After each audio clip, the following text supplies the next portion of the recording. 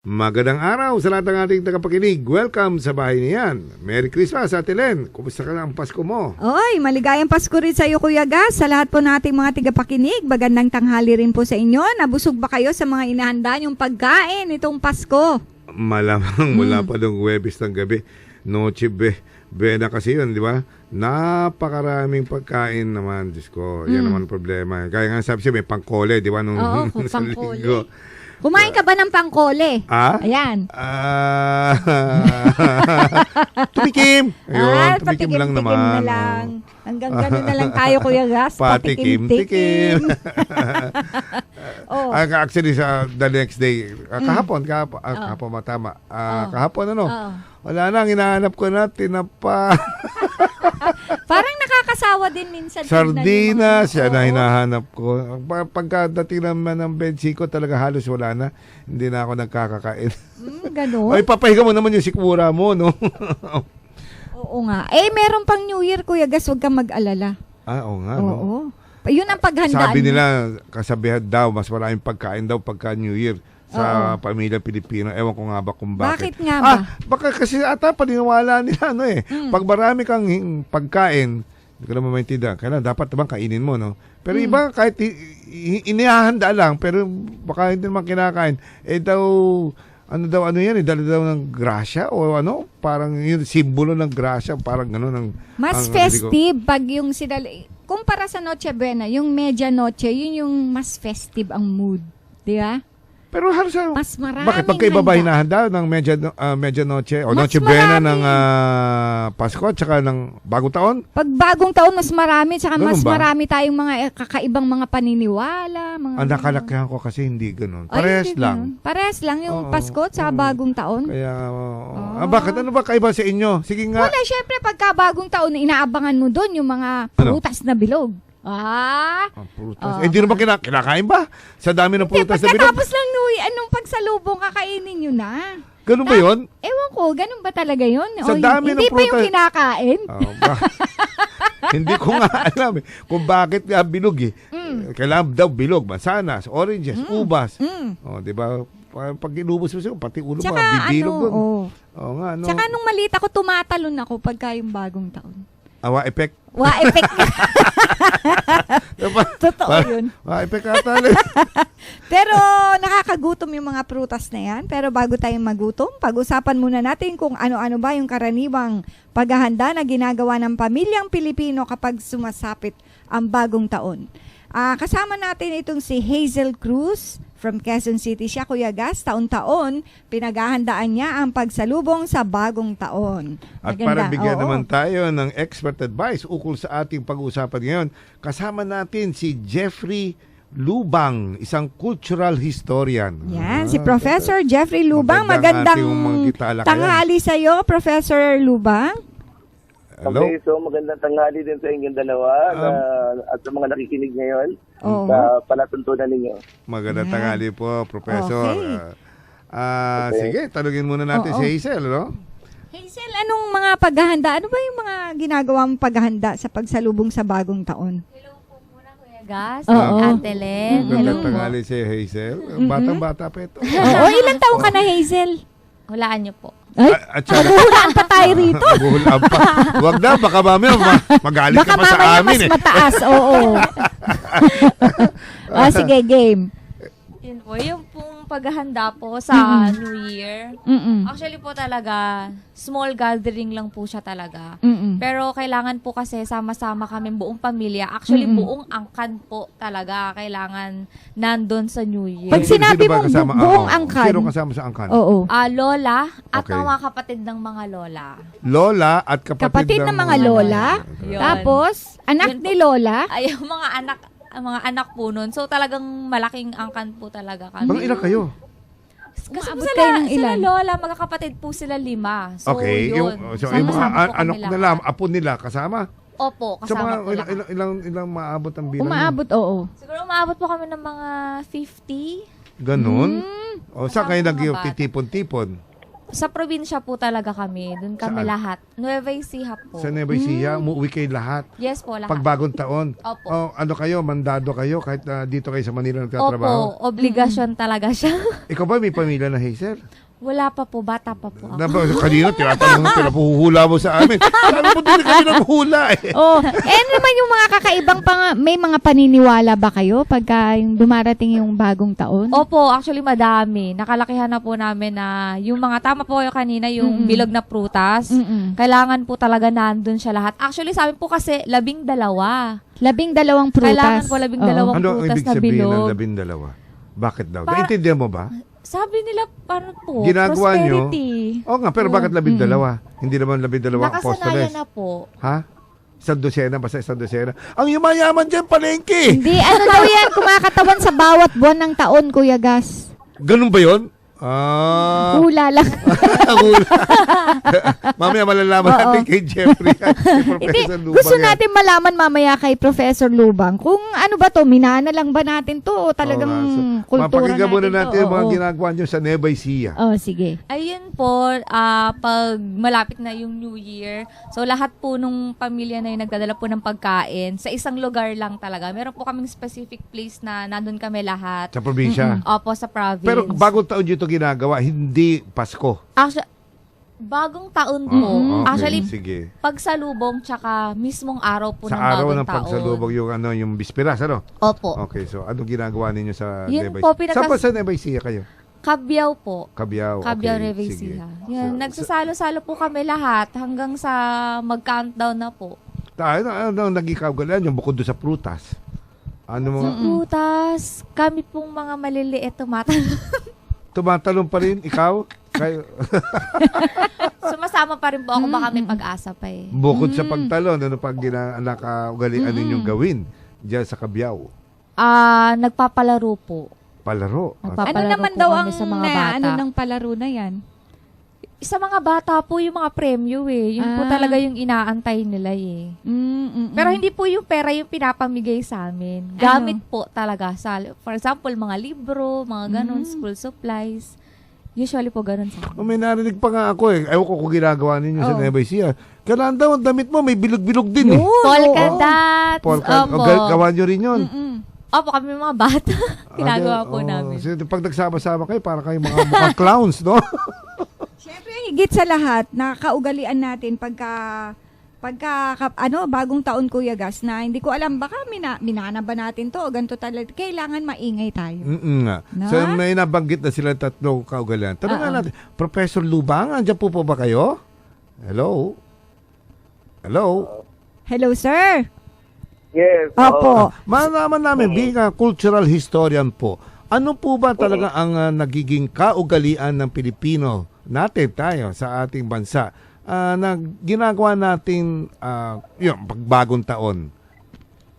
Well, actually, ano yan eh, maraming aspeto ang magandang tignan natin sa preparasyon ng mga Pilipino, no, sa pagdating ng bagong taon. Una, tignan natin ang aspeto ng sa pamamahay, no? Tapos Okay. yung aspeto ng pagkain, at saka yung aspeto ng ating paniniwala sa darating na taon. Una, pag sinabing yung aspeto ng pamamahay, sinasabi nga na ito ang pagkakataon ng isang pamilya na mag-reunite, no, sa buong angkan. Kaya napakahalaga sa mga Pilipino kapag January 1, yung New Year, no, nagre-reunion talaga lahat ng mga Pilipino. At parang ito yung nagbibilangan ba? Parang malalaman kung sino na yung umasenso, sino yung nawala na, sino yung nasa ibang lugar, sino yung mga nakikita nating naandito pa rin sa paligid natin, ano? Ito yung pagkakataon din para sa pamumuhay naman, in terms of sa bahay, hanggat maaari, bago lahat o pinapalitan. Halimbawa, binabago ang kurtina, bago ang bedsheet, bago ang pillow cover. Tapos meron tayong tradisyon sa mesa natin na isang bote ay puno ng asukal, asin, tapos yung ating rice dispenser puno ng bigas. Tapos hanggat maaari, yung refrigerator natin may pagkain, hindi mawawala ng pagkain. Tapos yung ating mga utang, kung credit card man, ay bayad o makapagsulong, no? Tapos may mga firecrackers para daw ma-drive away ang evil spirit. Tapos yung tradition dito sa Cavite, meron kaming insenso, no? Nagpapauso kami sa bahay, no? Na para ma-drive away ang evil spirit. Hindi lamang fireworks kasi ang ginagamit namin merong insenso at kamanyang. No? Gumagamit din kami ng tinatawag na lunaryo. Itong lunaryo ay ito yung forecast for the coming year. Ito yung kalendaryong Lopez, no? Galing kay Honorio Lopez. Nabibili ito madalas kapag piyesta na ng Quiapo. No? Available to sa Quiapo. Oo, yung lunaryo, lunar calendar. Ang tawag natin dyan ay kalendaryong Lopez. No? Ito yung mga ilan lamang sa mga paniniwala natin sa pamumuhay at sa pamamahay din, ano? Ang pagkain naman, although ito'y malino na impluensyang dayuhan ng mga inchik, kapag medianoche, no, as against Noche Buena ng Pasko, no, middle night, no, medianoche, meron tayong noodles para daw sa long life. Tapos meron tayong sticky rice o yung malagkit para to, mag-bind together yung family. At dito nga, alam mo, sa Cavite, meron kaming gatag na palutang o palitaw para nakalutang daw yung buhay. At hindi naghahanda ng manok. Bakit Walang po? manok kasi raw, ang manok daw ay yun nga, isang kahig, isang tuka, di ba? So, influence natin yan sa mga inchik. Tapos yung 12 types of fruits kasi, para may bounty yung sa loob ng 12 buwan, bilog, no? May grasyan dumarating. Kaya hanggat maaari, pinipilit yan ng 12 klase ng prutas. Basta bilog. No? At hindi gumagamit ng prutas na luksa, yung kulay na itim. No? Ano ba, yung maubas na kulay dark o duhat. Walang gano'n kasi luksa yun, iniiwasan yung mga gano'n. Dapat kulay orange o berde hanggat maaari at ito yung mga matatamis ang bunga, hindi yung maasim na prutas. Chico, gano'n. Tapos ang suot ng mga tao, polka dots, pati underwear dapat kulay pula. Pati underwear talaga, Prof? Pati underwear. May makakakita pa noon nung underwear, kailangan kulay pula. Naka-red na underwear, kaya nga sabi nga, medyo nakakatawa, pero sabi nga nila, wala namang masama kung sumunod, dahil ito yung mga nakabisto na dayuhan ang pinagmula ng ating impluensya, pero naano natin minana na ng mga Pilipino yung mga ganitong kultura. So hindi nawawala lahat yung mga nabanggit nga. Lalo na yung noodles. Ang noodles hindi pinuputol. Ganon? Parang birthday yan, mahaba. Oo, mahaba. Kasi para mahaba ang buhay nung pamilya. So hindi At lang pala yung paglundag, birthday. So kanina narinig ko, sabi ni Miss Leng, yung lumulundag siya pagka New Year. Hindi lang pag New Year ginagawa yan. Ginagawa rin yan kapag Sabado de Gloria, no, pag Holy Week. Talaga? Tumatalon din ang mga bata para tumangkad. So, hindi lamang sa New Year natin pinapractice ang pagtalon. No? Hindi lamang New Year. Ano ang kahalagahan sa atin bilang mga Pilipino, yung na dapat pinaghahandaan natin to tuwing sasapit ang bagong taon? Kasi we look forward to something positive. Kung meron mga negatibo nangyari na nagdaang panahon, pinipilit nating mag-move on at tinitingnan natin yung hinaharap ng mas positibo. Kaya meron tayong mga paghahanda, halimbawa gaya ng mga pagkain o yung mga certain practices para nga malimutan o makamove on tayo mula doon sa hindi masyadong maganda nangyari na nagdaang taon. Kaya iniiwasan yon. Kaya sabi nga nila, a cycle, di ba? Cyclical ang buhay ng tao. Sabi nila, ang New Year o ang Enero, ang pagkakataon para magsimula muli. Magsisimula muli, no? Kaya nga, di ba, pagbabayad ng utang, yung paglimot sa mga pangit na nakaraan ng nagdaang taon, ito yung panahon para makamove on. Ito po yung mga impluensya at kultura na namana po natin sa mga dayuhan, no?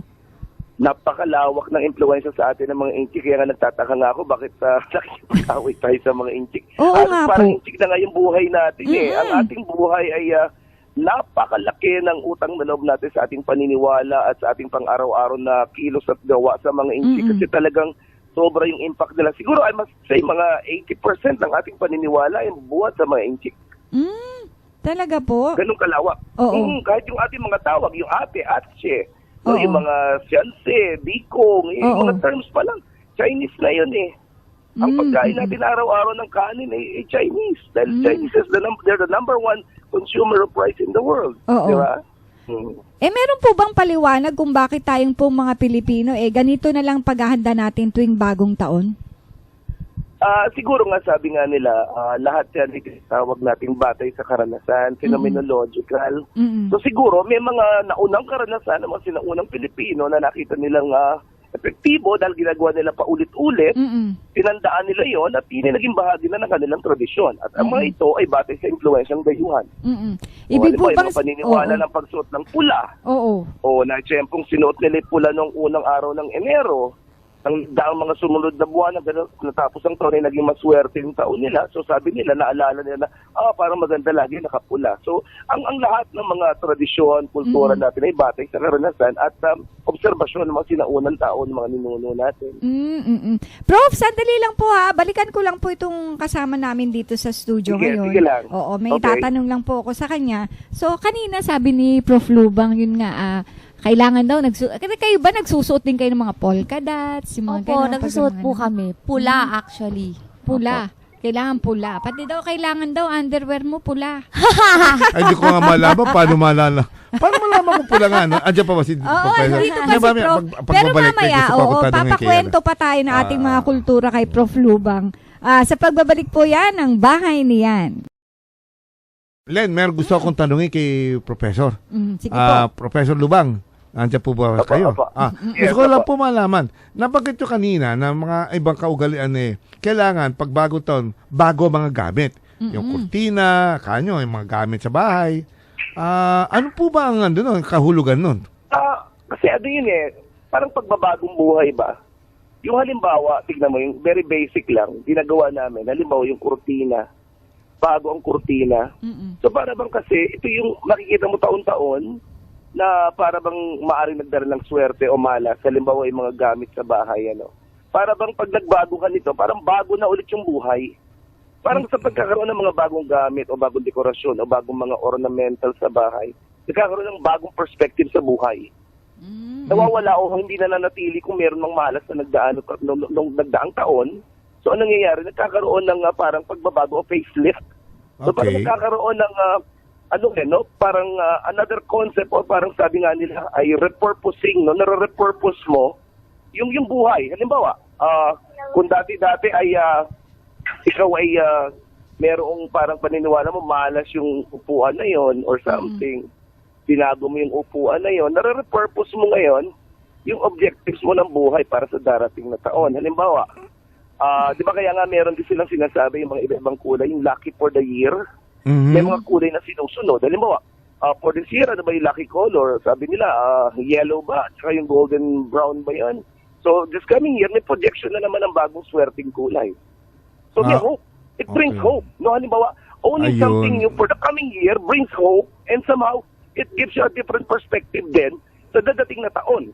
Halimbawa, yung iba nga di ba? Yung mayayaman, talagang completely nire-rearrange yung bahay. Kung kailangan magkaroon ng reorganization o construction o additional rooms para sa bahay, ginagawa nila yon. Yun nga yung epekto naman ng Chinese influence ng feng shui. No, feng shui naman yun. Kasi nga, tinitignan nila na pag nare-reorganize mo, yung universe mo nababago at nagsaserve ng something positive sa pamilya. Kasi sabi nga nila, life is evolving and even culture is evolving. Halimbawa, gaya yung mga paniniwalang ito ngayon. For the longest time ay sinusunod ng maraming Pilipino batay sa influensya ng mga Inchik. Pero ano kayang nangyari in the past, in the historical past, na nagpatunay na totoo o may bisa ang paggawa o pagsunod sa mga ito? So malamang maraming mga positibong nangyayari kapag ginagawa. Kaya nagpatuloy, nagkaroon ng persistence, kaya nga sabi nga nila, nagkaroon ng continuum dahil nakikita lang may epektong mabuti sa kanila. Ang tanong nga lang dyan, on the other hand, paano may hirap na hindi makakasunod sa ganun? Tama po. How do they go about with their new year, di ba? Well, napaka-basic lang. Yung manatiling buhay, manatiling kumakain, at manatiling hopeful, siguro yung mga basic na requisites, halimbawa may 12 prutas, siguro katagitigi isang piraso, para lamang kahit paano may kabuhayan pa rin for the next 12 months. Hindi man kasing rangya ng mga pagdiriwang ng mga mas nakaaangat, pero yung kulturang ginagawa nila somehow ay nagpapakita pa rin ang kanilang pag-asam na something new will happen or something great will happen for them in the coming year. Kung ano, hindi naman siguro masama kung bumili ka ng pulang underwear. Diba? Hindi naman ganun kamahal siguro na pero, ng Professor, t-shirt. practical na pananaw po. Practical na pananaw. Pagka po dadating ang taon-taon at kailangan magbago ng mga gamit, kanya magbago, magpa-renovate lahat, hindi ho ba imbis na swerte ang dali nun maalas at kasi gumastos ho kayo na hindi naman ho kailangan. Kasi yung mga nakikilala ko na mga, kasi extremes ang mundo natin meron talaga mga sobrang yaman talaga na tao, not exactly Filipinos, mga Chinese, na para sa kanila, hindi masamang sumunod doon kasi may isusunod. Para sa akin naman, on the practical side, sa mga Pilipino, hindi masamang sumunod kung may isusunod. Tama. Pero kung wala naman, kung wala namang isusunod doon sa ganung tradisyon o pagsasanay, hindi rin naman siguro kahit papaano ay salubungin ng tao ng maayos. Decent welcome man lang. Na alam naman natin na kahit papaano, siguro naman, hindi naman masama sigurong magluto ng pansit. Hindi naman siguro napakamahal ng pansit. Diba? Hindi naman siguro napakamahal na magsuot ng polka dots na t-shirt. Alam naman natin kahit sa bangketa ay mabibili ng ordinaryong Pilipino. Kasi ito naman ay mind setting din. Ito yung mind setting. Malinaw na kung naniniwala, adi sumunod, kung hindi, adi hindi. Pero bahagi kasi ito, as a cultural historian, kasi nga, bahagi ito ng kasaysayan, it's cycle. It's a cycle. And this is part of our beliefs. Bahagi ng paniniwala ng mga Pilipino ang mga ganito. Ukay ng pagsasanay na aminin na natin, mahirap o mayaman, makikita mo bago magbisperas ng bagong taon, puno ang mga groceries, bumibili pa rin ng salad, bumibili pa rin ng mga panghanda, bumibili pa rin ng toroto para sa mga anak, hindi maiiwasan.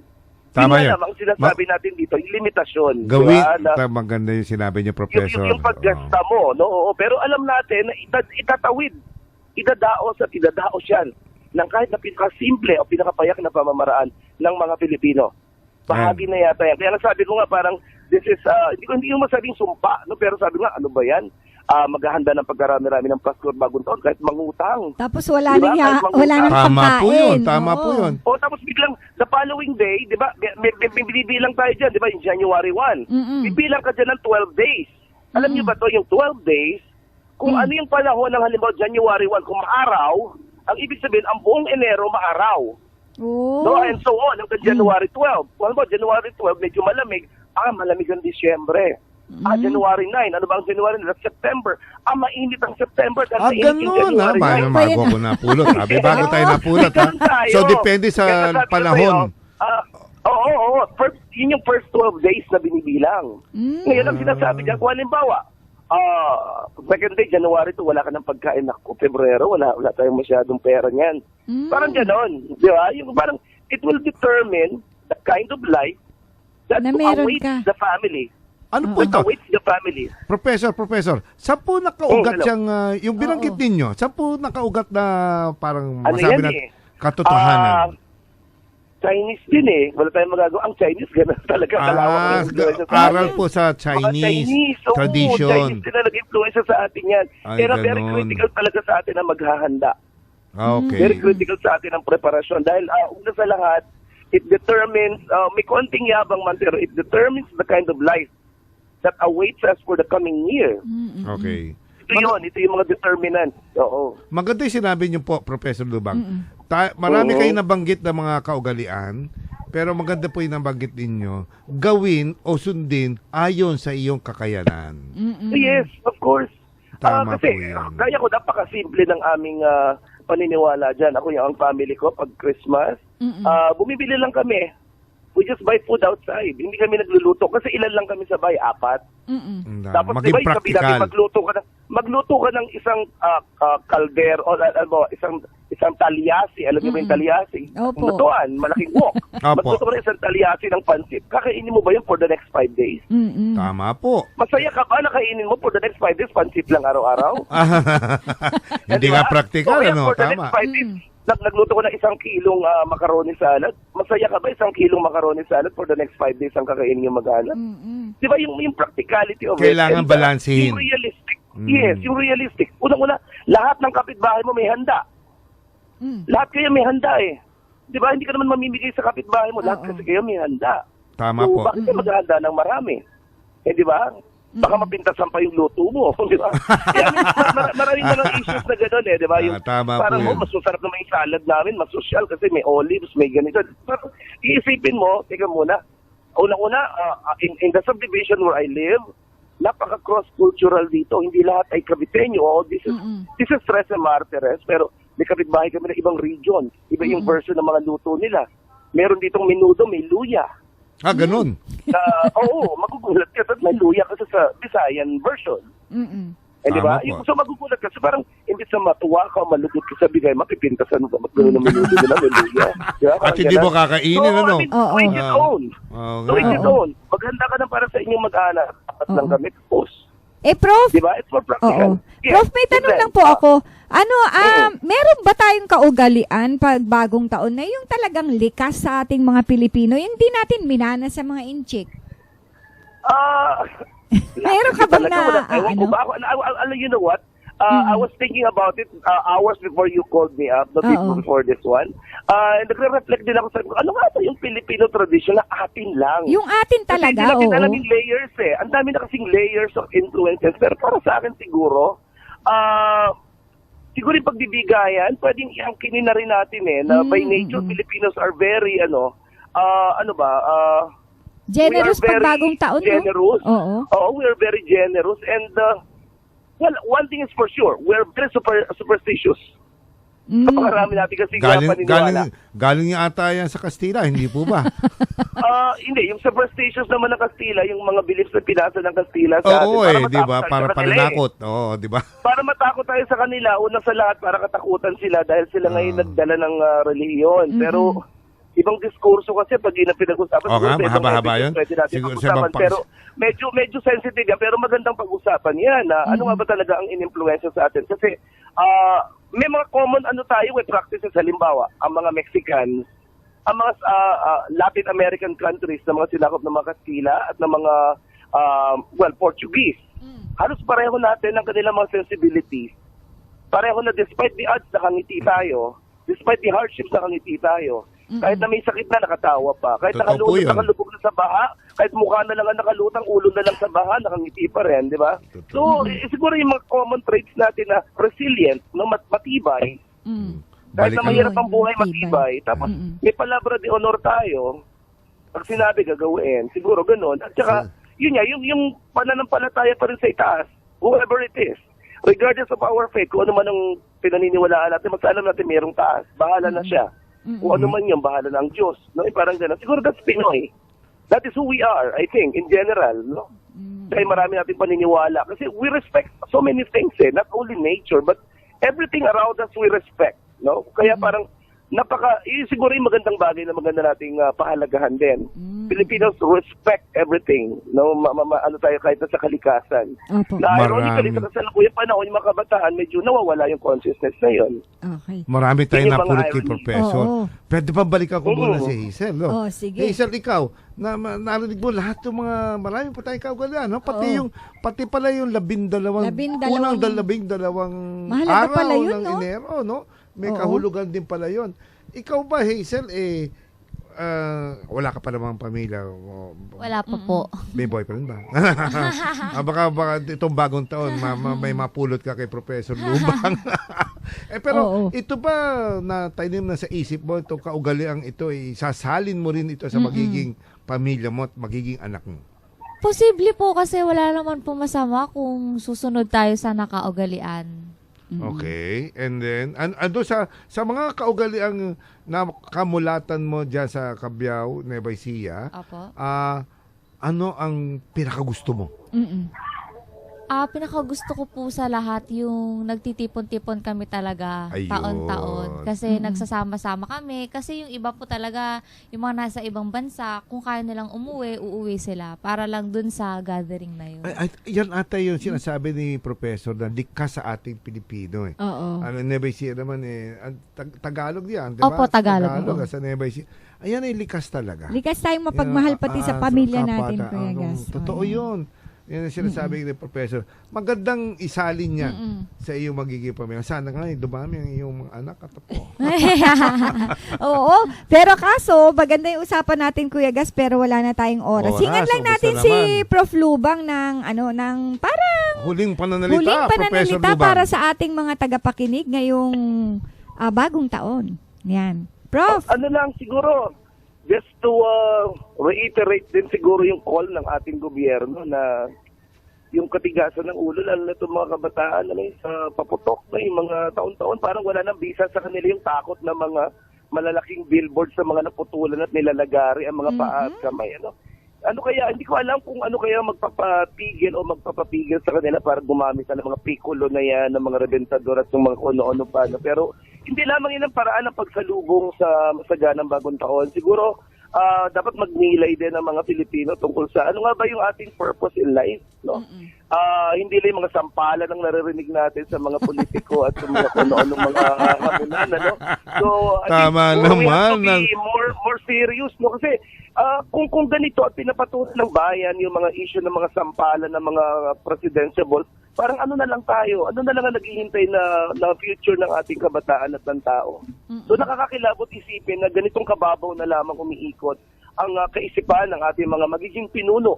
So dapat mag-reflect tayo, no? At tingnan natin kung sino talaga nararapat para sa pagbabago ng bayan. Napaka-miserable ng traffic, kaya nga, di ba, mga kapatid, hindi ako nakapunta sa studio ngayon.